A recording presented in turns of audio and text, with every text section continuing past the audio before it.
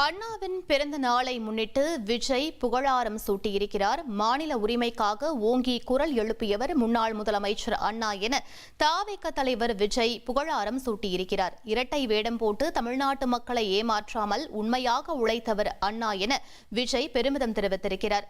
மாபெரும் ஆட்சி அதிகார மாற்றத்திற்கு வழிவகுத்த அண்ணாவை அவரது பிறந்த நாளில் போற்றி வணங்குவோம் எனவும் விஜய் தெரிவித்திருக்கிறார். மேலும் விவரங்களை எமது செய்தியாளர் மணிகண்டன் வழங்க கேட்கலாம். வணக்கம் மணிகண்டன், இந்த அறிக்கை தொடர்பான முழு விவரங்கள் என்ன பதிவு பண்ணுங்க.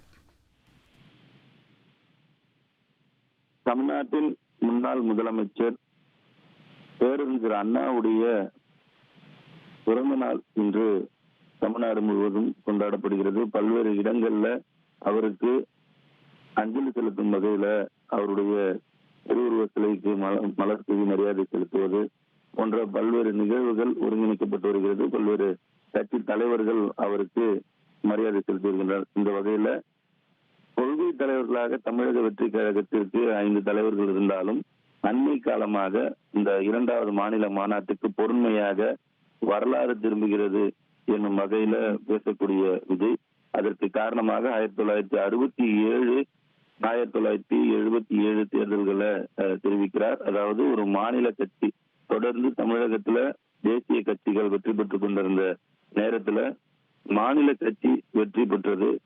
அதனை தெரிவிக்கும் வகையில தான் வாகை சுடும் வரலாறு திரும்புகிறது என்ற பொருண்மையில இந்த மாநாடு நடத்தப்பட்டிருக்கிறது.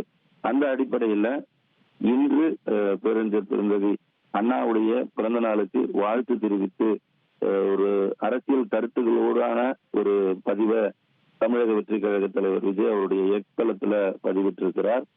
அந்த பதிவுல இரட்டை வேடம் போடாத தலைவர் என்றும் அதே போல குடும்ப அரசியல்ல ஆதிக்கம் செலுத்தாத தலைவர் என்றும் பேரறிஞர் பெருந்தகை அண்ணாவுடைய புகழ் என்றும் நிலைத்து நிற்க வேண்டும் ஆகிய கருத்துக்களை இந்த பதிவின் மூலமாக அவர் தெரிவித்திருக்கிறார். தொடர்ந்து நேற்றைய தினம் அந்த முப்பெரும் விழா என்னும் மடல்ல மறைமுகமாக தமிழக வெற்றி கழகத்தை சாடியிருந்தனர் என திமுகவிற்கு ஒரு நீண்ட அறிக்கையை தெரிவித்திருந்தார். இந்த அறிக்கையில மாநில உரிமைக்காக ஓங்கி குரல் எழுப்பியவர், இருமொழி கொள்கையை தமிழகத்திற்கு தந்தவர், தமிழ்நாடு என்று சட்டப்படி பெயர் மாற்றியவர், சமூக நீதியை கொள்கையாக கொண்டிருந்தவர், சுயமரியாதை திருமணத்தை சட்டமாக்கியவர், குடும்ப ஆதிக்கமற்ற அற்புத அரசியல் தலைவர், கொள்கை வழி நின்றவர், கனிவின் திருவுருவம், இரட்டை வேடம் போட்டு தமிழ்நாட்டு மக்களை ஏமாற்றாமல் அவர்களுக்காக உண்மையாக உழைத்தவர் என்றும் தெரிவித்திருக்கிறார்.